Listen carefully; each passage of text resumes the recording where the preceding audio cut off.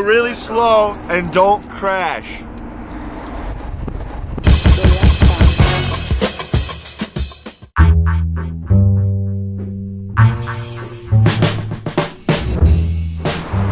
Got it. Height.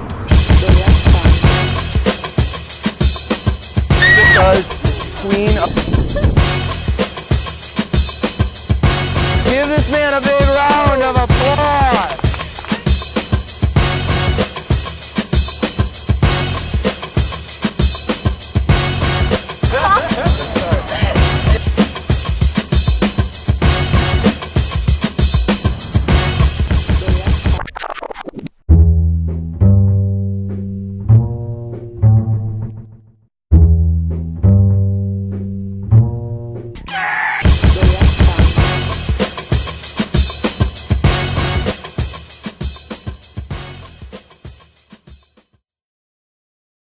My goal with this DVD was to help you to learn as much about the card magic, the psychology behind it, the various sleights, the card controls, the flourishes, the false cuts, all the different moves that will help you become a great card magician. And I didn't want to bog it down with excess filler. I wanted to consolidate all the material into just the strongest moves, just the strongest tricks, the stuff that you're really going to use. I looked through every single thing we put into this DVD, every sleight, every single palm, every control, every single thing. And I said, if I don't do that on a day-to-day basis when I perform card magic, I don't want it in the DVD. It's just that simple.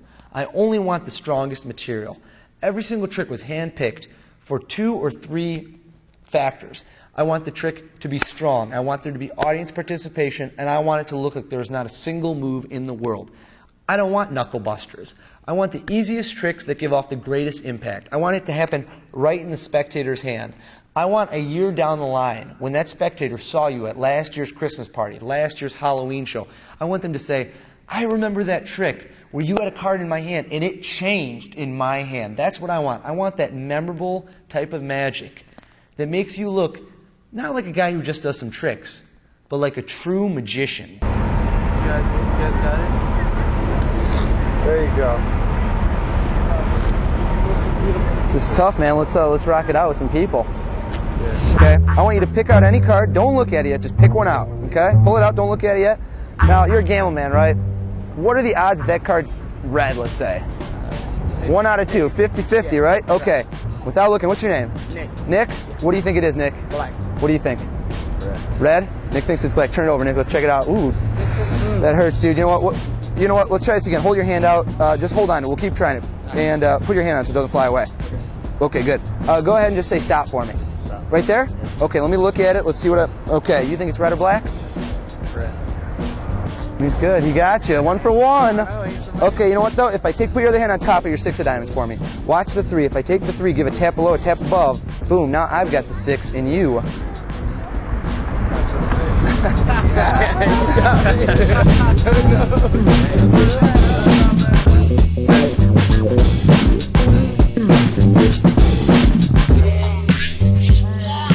We're going to give you a memory test. For those guys, it would have been a sobriety test, but here we go. Okay. Hold your hand out for me. Just a little bit lower. Okay. Everyone get a peek at it. Do you see it? Come on in. Okay. Ace of clubs, I want you to hold on to it. Okay, it's a memory test, so no cheating. Okay? No looking. We're going to wait a few seconds. Chris, what card do you have? Ace of clubs? Turn it over. He almost had a heart attack. Oh, okay, you do have the ace of clubs. Now, that was easy. If you fail that, you're in trouble, okay? I've got the spades. I'm going to move these around. You have to remember which is which. Let me get them in there. Okay, I'm going to try and go a little sneaky, quick here. Okay. Ooh. Okay, without looking, hold your hands a little lower. Where do you think the clubs is, Chris? What do you think? Bottom or top? Top? Okay. Ooh, you're good. How many times did I move them? Do you know? You got it right. About 6 or 7 times. You're right. Okay, watch. I'll do it again. I'll put the clubs below the spades. Okay, you ready? Watch. Quick. Okay. Ooh. Sneaky stuff. Hold tight. Where do you think the spades is? Bottom? You can get anything by this guy. I'm telling you. You know what? Watch this. On the count of 3. Boom. Do you feel that? No? Hold tight. Boom. That time? Where do you think the spades was? Oh, I made him forget. No, you thought it was on the bottom, but you know what? Turn your hand over.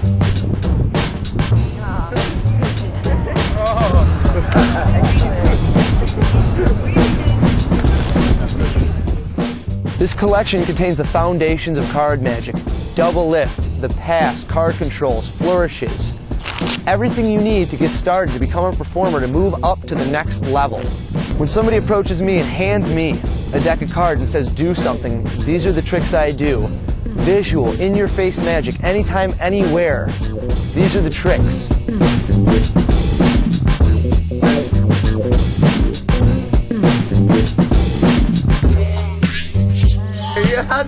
All right, you want me to, I'll let you in on some secrets here, okay? Tyler, you're a good man. That was pretty Okay, impressive. thank you. Are you ready? I take my glasses off and see What is your name?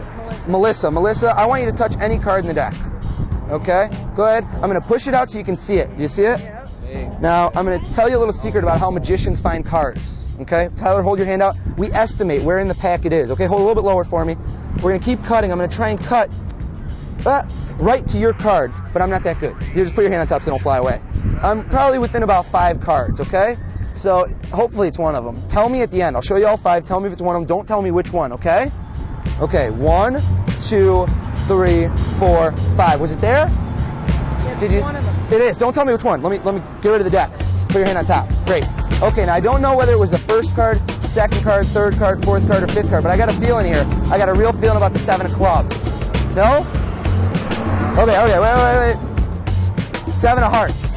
Oh, I know it. It's the 8 of clubs, isn't it? Knew it. Okay, watch. If I squeeze the 8 into my hand, put your hand on top of the deck. Squeeze it so little it disappears. I throw it invisibly into the middle. Look, it's no longer in my hand. Spread those cards between your hands. Look for a card upside down in the middle. Just go for it.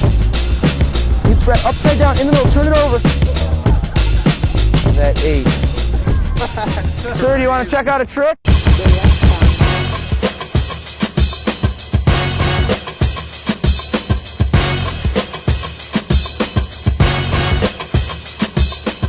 The ambitious card, an incredible effect. It transcends all language barriers. When that card jumps to the top of the deck, it doesn't matter who you are, where you're from, what age. That's a moment of pure astonishment. Okay, great. Let's get a shot of Mike's card. That's my signature. His signature. Is that how you sign your credit cards, by the way? I'm just kidding. Whoa. Whoa, hey, okay. Come closer, check it out. Now, he signed the card. Now, the reason that's important is I don't have another one. It's the only one like it in the world. So if I take Mike's 5, put it in the middle, it can't be on top. That's impossible, right? So if we push it into the middle, did you see it jump on top? Okay, I did it too quick. You didn't know what to watch for. We'll do it again. I'll put the 5 into the center. Watch me real close. Are you ready? Mm-hmm. Did you see it jump on top? You did? No, I didn't see it. You know why? Because you're watching me too close. I'm not that good. But if I take and I just rub the 7 of hearts, I just rub it. Oh, it didn't work. Let's try it again. Just rub the 7 of hearts just the right way, and it looks just like your 5. You guys, I'll let you in on it. You know what it is? You only got 2 eyes. I've got 52 cards. It's easy to get confused. So you know what I'll do? I'll put the 5 near the bottom. Okay, you hold on to the rest of the deck for me. Okay. Watch real close. I push it in. Give a little riffle. Boom! Mike, right there on... Are you kidding me? Oh, I know what it is. This is the top of the middle, Mike. You're holding the top of the deck. Take a look on top. Take a look. No way. You are killing me. Wait, one more time. I want to make sure I don't cheat this time. The 5 of spades, your name. Hold your hand out for me. On the count of 3, you're going to push this into the middle. You ready? Okay, yep. 1, 2, 3, push in.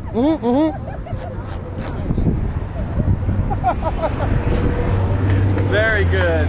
All right, last time. This is it. I'm going to mark your card. I'm going to take his card, I'm going to give it a big bend. Why bend it? Because now, if I put it in the middle, Mike, you're not going to miss it. It's pretty obvious. Right. So watch this. Close it up. 1, 2, 3, Mike, right there. How'd you do that? I told you I'd have to kill you, I'm going to do it one last time. It's really yours. If I could forge them, that would be even better. Okay, here we go. Queen of spades gets a big bend. Now, the reason for the big bend is so you can see it when I put it in the middle. Watch this real close, okay? Watch. 1, 2, 3, Jessica, right there. No.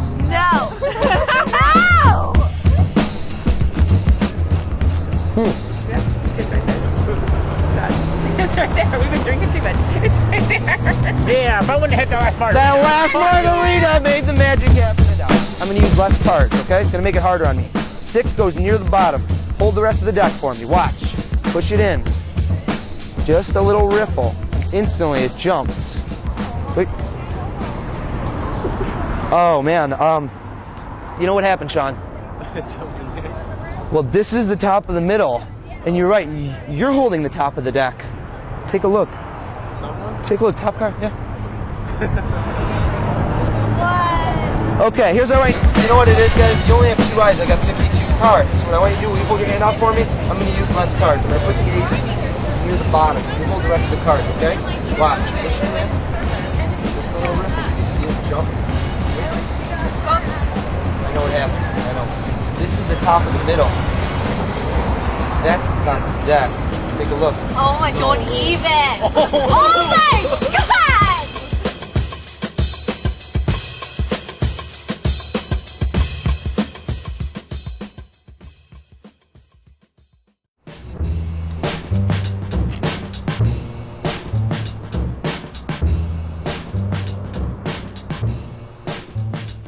We're going to start it off with the basics. We're going to start with the fundamental building blocks of card magic, and then we're going to branch off. You're going to learn from the ground up how to hold the deck, what pinky breaks are, what card controls are, and move on from there. Start learning sleights.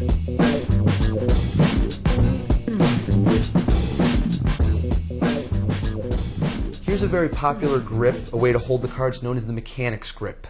To start off, you're going to place the deck of cards into your left hand. So if you hold your left hand out, you're going to place the cards just like so. Now if you look at the positioning, this is my left thumb going along the left long edge of the cards. My left forefinger lays right across the front of the pack. Middle finger cradles it along with the forefinger, followed by the ring finger and the pinky. And the pinky is going to be down near the bottom right edge of the card. So this should be very comfortable in your hand. So when you're placing it in your hand, the long end of the deck is going to go right along your hand. Just going to fall right in. It should be the most comfortable position possible so that your hand feels free to move. You can turn your hand over, the cards won't fall, and you don't need to hold it very tightly. It should feel very comfortable. That is the mechanics grip. That's where all the fingers lie.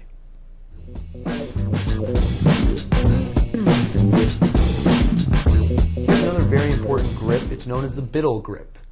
Now, as the mechanics grip was in the left hand, we're going to start from that position. The Biddle grip is going to consist of the right hand holding the card. So here's how it starts. If we're starting off in mechanics grip, the right hand is going to come from above. The right thumb is going to lie along the back, shorter edge of the deck. The right forefinger is going to curl on top of the pack. The middle and ring finger grab the deck of cards right along the outer left edge. And the pinky, you can either have it on the deck if you'd like. It can be free. It's up to you. It shouldn't really play a function. Once again, the deck should be held very comfortably. You should be able to turn your hand and maneuver your hand, and the cards shouldn't fall away. And you don't need to hold this very tight. There's no reason for the cards to be buckling. Very loose grip on the pack. Just like so, that's the Biddle grip. It should be very easy to transfer from mechanics grip right into Biddle grip. It should just go very naturally. Just like so. And that is the Biddle grip.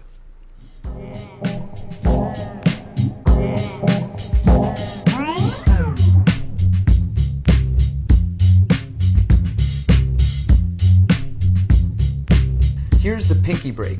This is one of the key moves in all of card magic. It's a sleight upon which the rest of card magic is built upon. It's a way to mark a card in the pack or multiple cards. Here's how it is. Let's take the deck, place it in the left-hand mechanics grip, and grab a chunk of the deck from above in Biddle grip. Any size you'd like. Now what we're going to do is using the left pinky, when we put the deck back on top, we're going to let that pinky squeeze in between the two halves. Now at first when you practice this, you can really get your pinky in there so you feel comfortable. You don't feel that you've lost it. So there's a big break in there. Okay? Let's turn a card face up so you can see this, the 4 of diamonds for instance. The pinky break is going to be above the 4 of diamonds. Now, right now I have a very large break. That's enormous. The more and more you practice, you want to just use the flesh of your pinky so that it's just the flesh is in there. So that the break is smaller, but it's just as easy to hold. Okay? Now, from the front, how is this covered? You're probably thinking there's a wide gap at the front. If you're holding the deck in mechanics grip, you'll notice that your left forefinger is covering the outer right edge of the deck, thereby obscuring that pinky break. In fact, if you're to put your hand on top of the deck in Biddle grip, just like so, then look, it's covered from every angle, from the side, from the front, almost everywhere, even from the back of the pack because your right thumb on the back is holding that edge. So your pinky brake should be covered from the front and almost every side, especially if you put your hand on top in Biddle grip. So once again, how you get into that position is your pinky squeezes in, the flesh of the pinky squeezes in as you replace the deck on top in mechanic's grip. Your left forefingers across, concealing the gap from the front, and your pinky holds a brake.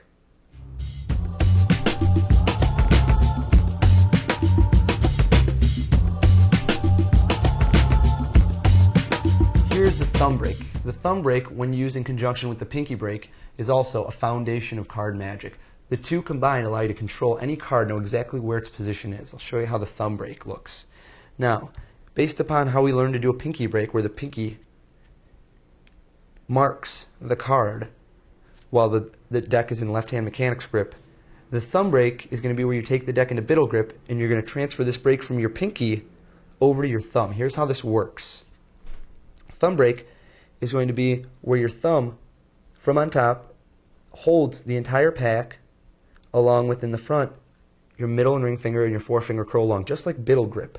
So you can see from the back, from the side, you'll be able to see that there's a piece of flesh of my thumb stuck in between the cards, marking the brake. So you can see exactly where it is. Now your thumb, this should be noted, your thumb from the back is holding both the top and bottom packets. So it's only the flesh in the middle of your thumb that's holding the two packets apart. So you're holding both packets, so you should be able to pick the deck up off your hand and be able to hold it as its own unit. Now notice from the front, you can't see any of this because any even remnants of a gap that there might be are held and concealed by your middle finger, ring finger, and pinky. Now, as for the back, somebody seeing from the back, that angle is exposed. So if you have a thumb brake and the deck is in your left-hand mechanic grip, you can't see it from any angle. You almost can't even see it from the back if your thumb holds it. You see, that's the only exposed view, so if somebody's looking directly from behind. So that's a thumb brake.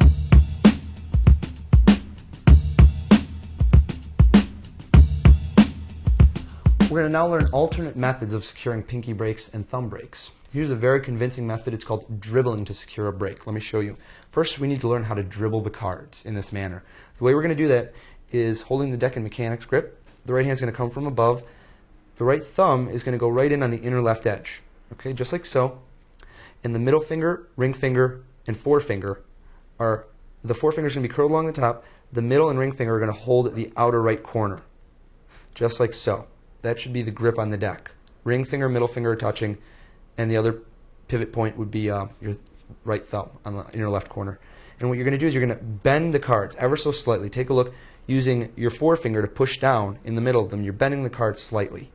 And what you're going to do is allow them to fall by springing them off your thumb into your other hand. They should just dribble right off. They should almost just fall. You're almost just letting them fall. You're allowing your thumb to be the guide, and they dribble right out of your hand. So play with that a little bit. You'll get the feel. It'll become very steady so that the cards fall out. Here's how we're going to secure a brake doing this. Now, I'm going to show it to you once so you can see what it looks like. We're going to stop the cards right there. There's the 10 of hearts. And I'm going to close the deck, just dribble, and instantly I've now secured a brake above the 10 of hearts. Now, how did that happen? I'll explain this. What I'm doing is I'm dribbling the cards, and let's say we stop at this point, and we'll leave the card face up for demonstration purposes. What I'm going to do here is I'm going to be about 1 inch, 1 to 1.5 inches behind, okay? So this is not directly above, but behind by 1.5 inches here, so you can see the depth. And for about 1 or 2 cards, I'm going to allow 1 or 2